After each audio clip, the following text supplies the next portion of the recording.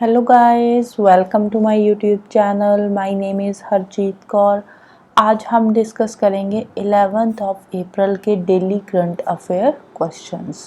तो अगर आपको इस पर्टिकुलर लेक्चर की पीडीएफ चाहिए तो उसके लिए आप मेरा टेलीग्राम चैनल भी ज्वाइन कर सकते हो, जिसका लिंक आपको नीचे डिस्क्रिप्शन बॉक्स में मिल जाएगा। तो शुरू करते हैं। सबसे पहले देखते हैं important days. 11th of April को आता है national safe motherhood day. National safe motherhood day. ये जो मदरहुड डे है ये क्यों सेलिब्रेट किया जाता है? ये सेलिब्रेट किया जाता है to create awareness about maternity facilities. Maternity facilities जो दी जाती है उसके बारे में लोगों को अवेयर करवाने के लिए। लैक्टेटिंग मदर्स, जो लैक्टेटिंग मदर्स है उनकी हेल्थ को हमने कैसे अच्छा बनाना है, किस तरह की उनको डाइट देनी है, इसके बारे में लोगों को अवेयर करवाना और ओवरऑल जो विमेन की प्रॉपर हेल्थ केयर है उस पर ध्यान देना। तो इसके लिए सेलिब्रेट किया जाता है national safe motherhood day, right. Next आता है 11th ऑफ अप्रैल को ही world Parkinson's day. Parkinson's disease जो होती है उस डिजीज की अवेयरनेस के बारे में ये जो डे है वो सेलिब्रेट किया जाता है, वर्ल्ड पार्किंसंस डे। और इस साल का थीम क्या है पार्किंसंस डे का? तो इसका थीम है #ABCs of PD. PD for Parkinson's disease. Parkinson's disease के बारे में लोगों को पूरा बताना, पूरा A to Z जितने भी अल्फाबेट्स है सबका बारे में लोगों को अवेयर करवाना। A to Z का मतलब है कि पार्किंसंस डिजीज के बारे में लोगों को प्रॉपरली बताना कि ये डिजीज है क्या। अब ये डे सेलिब्रेट क्यों किया जाता है? क्योंकि इसी दिन 11th ऑफ अप्रैल को जो डॉक्टर जेम्स पार्किंसंस थे, जो कि पहले फिजिशियंस थे जिन्होंने पार्किंसंस डिजीज के बारे में बताया था, जिन्होंने ये बताया था कि ये जो पार्किंसंस है, ये जो डिजीज है ये एक मेडिकल कंडीशन है। पहले लोगों को नहीं पता था कि ये एक मेडिकल कंडीशन है। तो ये एक न्यूरोलॉजिकल डिजीज है, ब्रेन से रिलेटेड है। तो अब इसके बारे में किसने बताया था? डॉक्टर जेम्स पार्किंसंस ने बताया था। तो इसीलिए जब उनकी बर्थ एनिवर्सरी होती है 11th ऑफ अप्रैल को वर्ल्ड पार्किंसंस डे जो है वो सेलिब्रेट किया जाता है। तो फर्स्ट टाइम ये डे जो है ये ऑब्जर्व किया था WHO ने, वर्ल्ड हेल्थ ऑर्गेनाइजेशन ने 1997 में।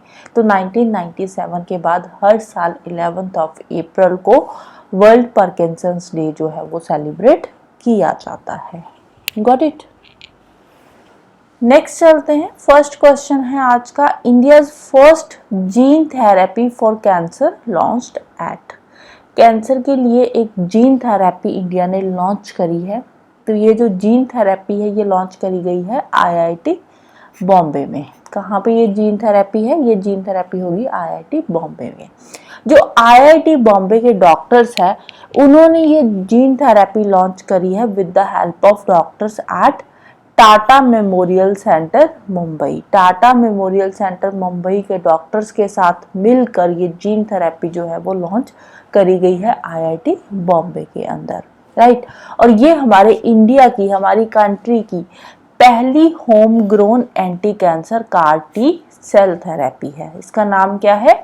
Next CAR 19। नाम क्या है? Next CAR 19, right. तो कहाँ पे लॉन्च करी गई है? IIT बॉम्बे के अंदर। अब जो कैंसर पेशेंट है उनकी जीन थेरेपी हुआ करेगी कहाँ पे? IIT बॉम्बे के अंदर। नेक्स्ट है, what is Opti drop platform. Opti drop platform launch किया गया है। किससे रिलेटेड है ऑप्टी ड्रॉप प्लेटफॉर्म? ये सिंगल सेल की स्टडी से रिलेटेड है। सिंगल सेल की स्टडी करने के लिए ये जो ऑप्टी ड्रॉप प्लेटफॉर्म है ये शुरू किया गया है, लॉन्च किया गया है, राइट। ऑप्टी ड्रॉप प्लेटफॉर्म किसने लॉन्च किया है, किसने डेवलप किया है ये ऑप्टी ड्रॉप प्लेटफॉर्म? तो ये डेवलप किया है centre for cellular and molecular platform, CCAMP, centre for cellular and molecular platform, right. कहाँ पे है? बेंगलुरु के अंदर डेवलप किया है ऑप्टी ड्रॉप प्लेटफॉर्म। अब ये कहाँ पे हेल्पफुल होगा, ये हेल्पफुल होगा जो डायग्नोस्टिक्स किए जाते हैं उसमें ये यूजफुल होगा, थ्योरेटिक जो थेरापीज वगैरह होती है उसमें हेल्पफुल होगा, एग्रीकल्चर के फील्ड में हेल्पफुल होगा, एनिमल हेल्थ के लिए ये हेल्पफुल होगा। ऑप्टी ड्रॉप जो है प्लेटफॉर्म है, सिंगल सेल की स्टडी के लिए ये प्लेटफॉर्म जो है वो डेवलप किया गया है, राइट। नेक्स्ट है Election Commission ropes in which actor to urge youth to vote.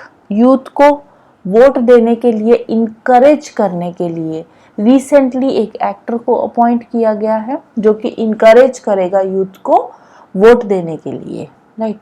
Actor का नाम क्या है? एक्टर का नाम है आयुष्मान खुराना, राइट। आयुष्मान खुराना यूथ को इनकरेज करेगा किसके लिए? वोटिंग के लिए।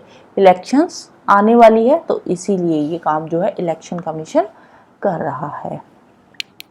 अब इसी से रिलेटेड एक और क्वेश्चन बनता है, अब इलेक्शन आ रही है तो इलेक्शन में जो जनरल इलेक्शंस होती है उसमें जब आप वोट देते हो तो वोट देने के बाद एक इंक यूज करी जाती है जिससे आपके जो एक फिंगर होती है उस पर मार्क किया जाता है कि इस पर्सन ने वोट दे दी है। और वो जो मार्क किया जाता है ना वो जल्दी मिटता नहीं है, 4-5 दिन लग जाते हैं उसको मिटने में।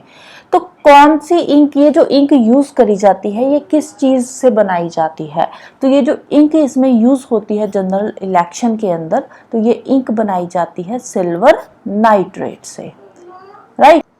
नेक्स्ट क्वेश्चन है what is the range of अग्नि प्राइम मिसाइल।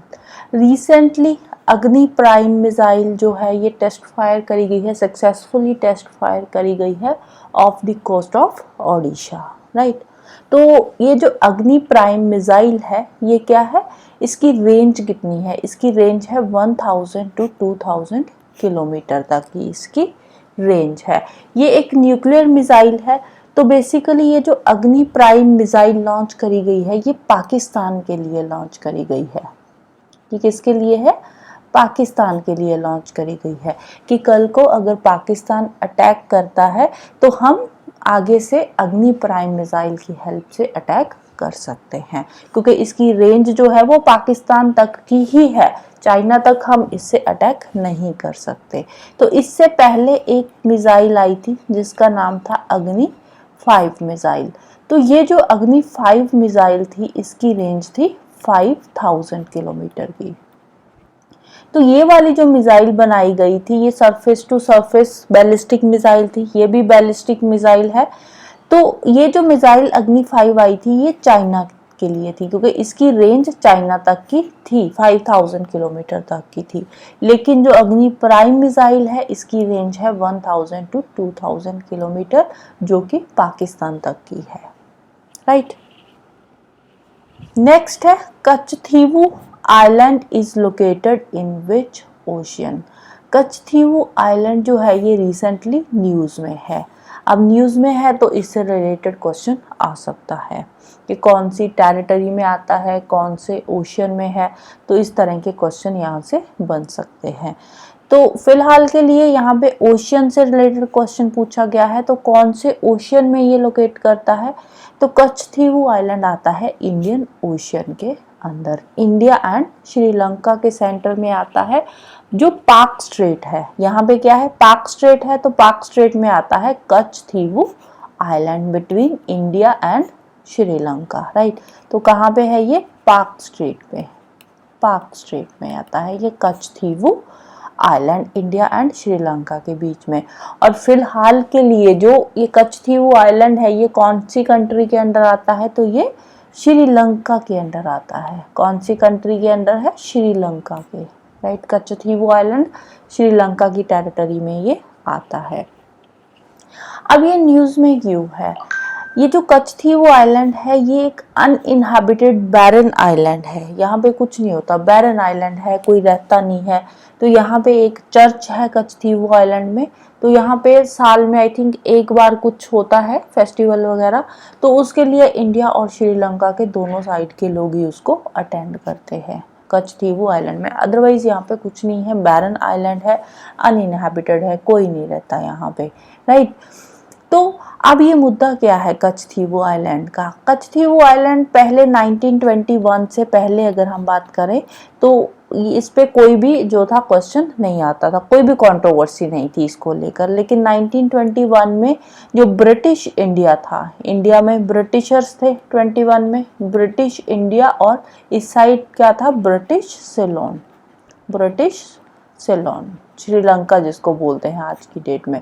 तो ये दोनों जो गवर्नमेंट थी ब्रिटिश इंडिया की और ब्रिटिश सिलोन की, इन दोनों के बीच में कंट्रोवर्सी शुरू हुई थी कच्छ थीवू आइलैंड को लेकर। ब्रिटिश इंडिया वाले बोल रहे थे कि ये हमारा है और श्रीलंका वाले बोल रहे थे कि ये आइलैंड हमारा है। श्रीलंका वालों का अपना व्यू पॉइंट था, इंडिया वालों का अपना व्यू पॉइंट था। लेकिन ये कंट्रोवर्सी 1921 से लेकर 1974 तक चली। 1974 में इंदिरा गांधी की गवर्नमेंट थी, तो उन्होंने क्या किया उस टाइम पे 1974 में ये जो कच्छ थी वो आइलैंड था इसका पोजीशन दे दिया श्रीलंका को। इंदिरा गांधी जी ने बोला कि ये जो कच्छ थी वो आइलैंड है ये ठीक है, आप चाहते हो तो आप रख लो। 74 में कच्छ थी वो आइलैंड आ गया श्रीलंका के अंदर, श्रीलंका के पोजीशन में आ गया। और 1976 में फिर ये जो फिशरमैन थे इनको लेकर एक एग्रीमेंट साइन हुआ कि अगर इंडिया वाले यहाँ पे जाना चाहते हैं तो श्रीलंका की परमिशन लेंगे, अगर श्रीलंका वाले जाना चाहते हैं तो इंडिया की परमिशन लेंगे। उसके बाद तकरीबन 15 साल के बाद फिर से ये मुद्दा उठा 1991 के टाइम पे। 1991 में यहाँ पे जो तमिलनाडु है, तमिलनाडु की जो उस टाइम की सीएम थी जयललिता, उस टाइम की सीएम कौन थी जयललिता। तो जयललिता ने बोला कि ये जो कच्छ थीवू आइलैंड है ये तमिलनाडु के अंदर आना चाहिए, इंडिया के साथ में आना चाहिए, या इसके साथ हमारे सेंटिमेंट्स जुड़े हुए हैं। कच्छ थीवू आइलैंड जो है ये हमारा पार्ट है, इंडिया का पार्ट है। तो इन्होंने फिर ये भी यहाँ पे बोला कि 74 में जो कच्छ थीवू आइलैंड आपको हैंडओवर किया गया था तो उस टाइम पे कोई भी ऐसे रिटर्न एग्रीमेंट साइन नहीं हुआ था, तो कहीं पे ये मेंशन नहीं है, तो ये इंडिया का ही पार्ट है। 91 में भी ये जो था मुद्दा आया, उसके बाद अब 2024 के अंदर अब फिर से कच्छ थीवू आइलैंड को लेकर कंट्रोवर्सी चल रही है। अब क्या है, अब सरकार बोल रही है कि जो कांग्रेस थी, कांग्रेस ने जानबूझकर ये जो कच्छ थीवू आइलैंड था ये श्रीलंका को उस टाइम पे दिया था। इलेक्शंस आ रहे हैं तो इलेक्शंस की वजह से ये कंट्रोवर्सी फिर से न्यूज़ में है। तो कच्छ थीवू आइलैंड के बारे में थोड़ा बहुत आपको नॉलेज होनी चाहिए, राइट। नेक्स्ट चलते हैं। Who become the number 1 chess player according to FIDE ranking? FIDE ranking क्या है? इंटरनेशनल चेस चैंपियनशिप जो होती है उसकी रैंकिंग के अकॉर्डिंग इंडिया का नंबर 1 चेस प्लेयर कौन है? जी हाँ, इंडिया का नंबर 1 चेस प्लेयर अब बन गया है अर्जुन एरिगेसी, राइट। इंडिया का नंबर 1 चेस प्लेयर कौन है? अर्जुन एरिगेसी। तो all over the world Arjun Erigaisi का रैंक कितना है? 9th रैंक है। और विश्वनाथन आनंद इसका क्या हो गया? ये 2nd रैंक हो गया। फर्स्ट रैंक इंडिया में कौन सा है? Number 1 chess player Arjun Erigaisi, और नंबर 2 पे नाम आता है विश्वनाथन आनंद का। और all over the world Viswanathan Anand की रैंकिंग है 11, राइट। और फिर 3rd रैंकिंग इंडिया में आ जाती है प्रज्ञानंदा की, और 4th गोकेश की। इंडिया में नंबर 1 पे चेस प्लेयर कौन है? अर्जुन एरिगेसी।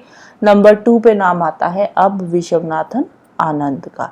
नंबर 3 पे प्रज्ञानंदा, और नंबर 4 पे आ जाते हैं गोकेश, राइट। नेक्स्ट है, name the world's first conversational AI with emotional intelligence. पहला कन्वर्सेशनल एआई मतलब ऐसा रोबोट बनाया है एआई से कि वो हमारे इमोशंस को भी समझेगा। इमोशनल इंटेलिजेंस उसमें होगी कि अगर हम किसी दुख में उससे बात कर रहे हैं तो वो हमारे इमोशंस को भी कैच करेगा। एक ऐसा एआई तैयार किया है, न्यूयॉर्क बेस्ड कंपनी है जिसका नाम है Hume.ai। तो इसने तैयार किया है इमोशनल इंटेलिजेंस से रिलेटेड एआई जिसका नाम है EBI। नाम क्या है? EBI, right. रोबोट का नाम क्या है? EBI है। तो ये रहा EBI। EBI की फुल फॉर्म क्या है? एम्पैथिक वॉइस इंटरफेस, कि आपकी वॉइस को वो कैच करेगा, कि आपके इमोशंस क्या है, आपकी वॉइस से वो आपके इमोशंस को समझेगा, राइट। न्यूयॉर्क बेस्ड कंपनी है Hume.ai, जिसने ये इंट्रोड्यूस किया है EVI नाम का एक AI। Got it? So this is all about today. तो जाने से पहले वीडियो को लाइक कर देना, शेयर कर देना और चैनल को सब्सक्राइब कर लेना। Thank you, bye bye and have a nice day.